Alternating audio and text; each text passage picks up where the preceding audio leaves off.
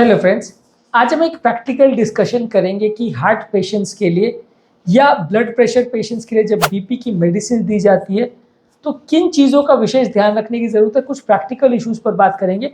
लोगों को ज़्यादातर ये लगता है कि ब्लड प्रेशर की दवाई दे दी तो ब्लड प्रेशर का काम खत्म हो गया।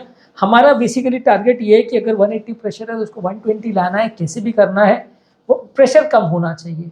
लेकिन at the end of the day क्या और चीज़ें हैं जो इम्पोर्टेंट है, जो ध्यान में रखने की आवश्यकता है, जो डिफ्रेंशिएट करती हैं अलग अलग दवाओं को एक दूसरे से, कि किसी दवा में ज़्यादा फायदा होता है, किसी दवा में कम होता है। सिर्फ ब्लड प्रेशर को कंट्रोल करना अनिवार्य है ऐसा नहीं है।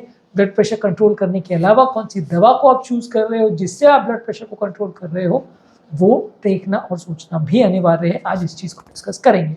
टॉपिक पर जाने से पहले जो लोग हमारे चैनल पर नए हैं, रिक्वेस्ट करूँगा कि चैनल को सब्सक्राइब करें, वीडियोस को लाइक और शेयर करें।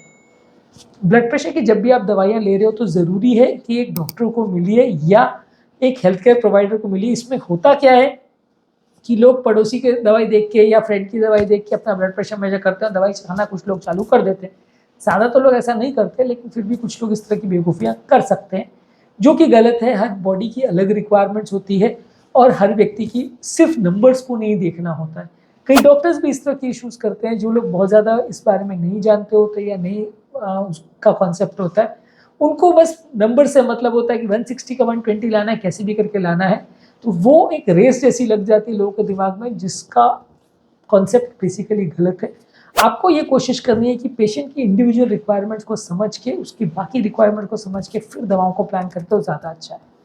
इसके लिए ज़रूरी है कि जब कभी भी आपका पेशेंट या आप डॉक्टर के पास जाते हो तो वो आपका पूरा इवैल्यूएशन करे एज ए हाइपरटेंसिव। उसमें आपका किडनी का फंक्शन, आपका हार्ट का फंक्शन, आपका ओवरऑल कोलेस्ट्रॉल का फंक्शन, आपका डायबिटीज़, सारे पैरामीटर्स को टेस्ट करके फिर दवाई चालू करी जाए तो ज़्यादा अच्छा है। ऐसा करने का रीज़न ये है कि हर पर्टिकुलर बीमारी में अलग तरह की दवाओं की रिक्वायरमेंट्स होती हैं। हार्ट फेलियर के पेशेंट्स में beta blockers, RAS inhibitor group of medicine और स्पाइनोलेक्टोन एंटागोनिस्ट, ये मेडिसिन सबसे बेस्ट रिस्पॉन्स देती है। ये क्यों इसलिए रिस्पॉन्स ज़्यादा अच्छा देती है? क्योंकि ये आपके पंप फंक्शन को सुधारती है।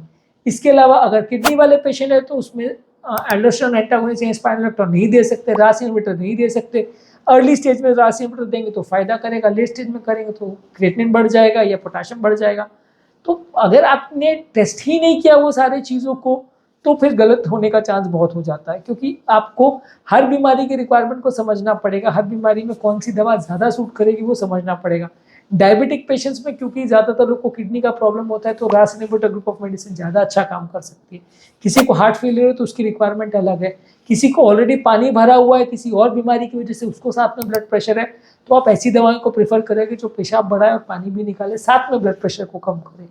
तो हर व्यक्ति की बॉडी की रिक्वायरमेंट अलग होती है, ये समझ के आपको दवाओं को डिसाइड करना पड़ता है।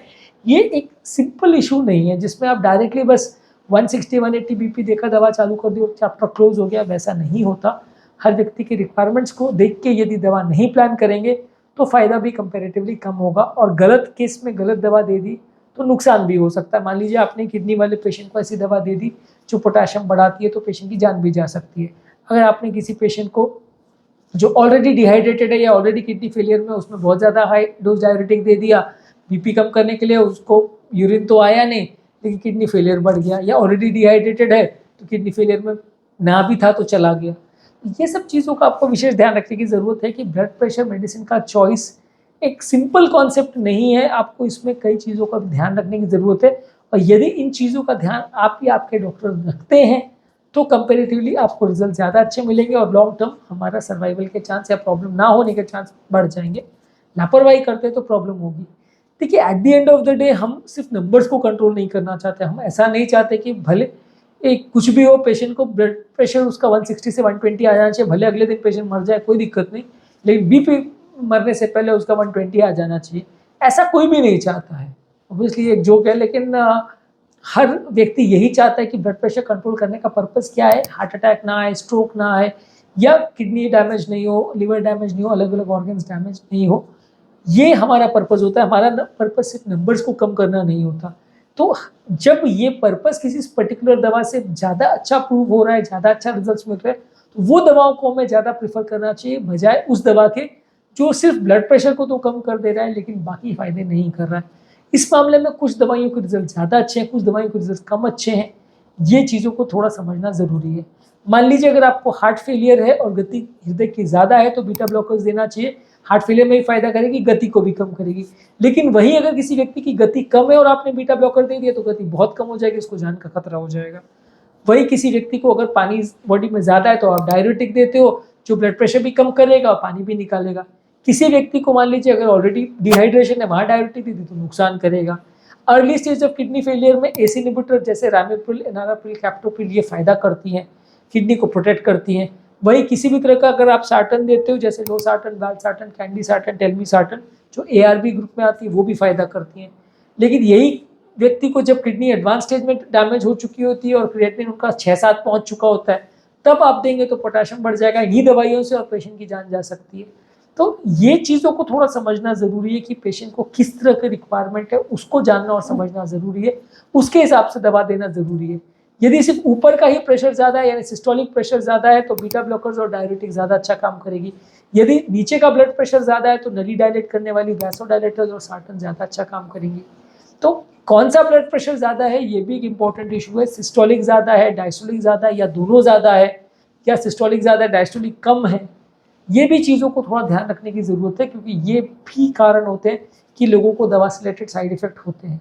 मान लीजिए सेम दवा हमने सबको दी तो और व्यक्ति की रिक्वायरमेंट अलग है, गलत दवा अगर गलत व्यक्ति को दी जाएगी तो साइड इफेक्ट्स होने का या सिस्टम डैमेज होने का चांस भी बढ़ जाए। और ये सब चीज़ें खाली आपके डॉक्टर की जिम्मेदारी नहीं है कि आपने जान लिया समझ लिया, ऑब्वियसली उसकी जिम्मेदारी तो है, लेकिन एज अ पेशेंट आपकी भी जिम्मेदारी है कि आप चीज़ों को समझें और जो आपको दवाई चल रही है वो खुद से उसमें चेंज या डिसीजन ना लें।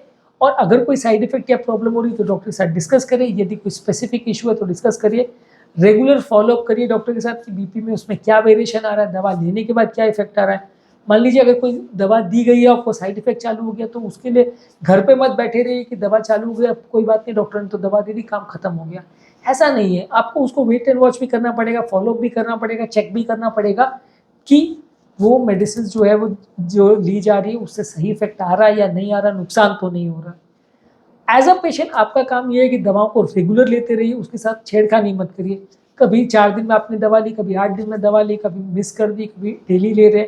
अगर इस तरह से एराटिक आप बिहेवियर करेंगे तो दवाइयों से प्रॉब्लम्स होने के चांस बढ़ जाएंगे, साइड इफेक्ट्स होने के चांस बढ़ जाएंगे, दवाई अपना फायदा ना कर पाए इसके चांस बढ़ जाएंगे। तो आपको दवाई लेते रहना है, रेगुलर फॉलोअप में जाना है, रेगुलर मॉनिटरिंग करना है कि ब्लड प्रेशर कंट्रोल हो रहा है कि नहीं। हॉस्पिटल में जाके वहाँ कराएं तो भी अच्छा है, घर पे कर सके तो और ज़्यादा अच्छा है। तो इससे ये पता चलेगा कि दवाइयों का कितना इफेक्ट आ रहा है और आ भी रहा है या नहीं। साथ में आपको लाइफस्टाइल चेंजेस करने हैं, अपने खाने पीने में चेंज करने हैं, एक्सरसाइज करना है, वजन कम करना है, बाकी पैरामीटर जैसे शुगर है, हार्ट का प्रॉब्लम है उसे कंट्रोल करना है, तो ये भी आपको एडिशनल फ़ायदा देगा। लेकिन हाँ, ये at the end of the day हमें ये जानना समझना ज़रूरी है कि सारी ब्लड प्रेशर को कम करने की दवाइयाँ सेम नहीं होती है। हर एक का डोज पैटर्न, हर एक का रिक्वायरमेंट, हर एक का साइड इफेक्ट पैटर्न सब कुछ अलग होता है और हर व्यक्ति भी सेम नहीं होता, इसलिए सेम दवा सबको सूट करेगी ऐसा सोचना गलत है। जब कभी भी आपको ब्लड प्रेशर का प्रॉब्लम है तो पेशेंट का डिटेल इवैल्यूएशन होना चाहिए कि ब्लड प्रेशर के अलावा क्या प्रॉब्लम्स है, बीपी, शुगर, कोलेस्ट्रॉल, हार्ट का, किडनी का, लिवर का क्या प्रॉब्लम्स है, उसके हिसाब से डिसाइड करना चाहिए कि उसको कौन सी दवा ज़्यादा सूट करेगी और उसके हिसाब से दवा देना चाहिए। और फिर मॉनिटरिंग करना चाहिए कि दवा सूट कर रही है कि नहीं कर रही और जो हमने टारगेट अचीव करना था वो हुआ कि नहीं। अगर नहीं हुआ तो डोज बढ़ाना पड़ेगा या दवा चेंज करनी पड़ेगी या पैटर्न को एडजस्ट करना पड़ेगा। उम्मीद करूँगा कि आज के टॉपिक में एक नया कॉन्सेप्ट है, एक इम्पोर्टेंट कॉन्सेप्ट आपको समझ में आया होगा। जो लोग हमारे चैनल पर नए हैं उन्हें रिक्वेस्ट करूँगा कि चैनल को सब्सक्राइब करें, वीडियोज़ को लाइक और शेयर करें।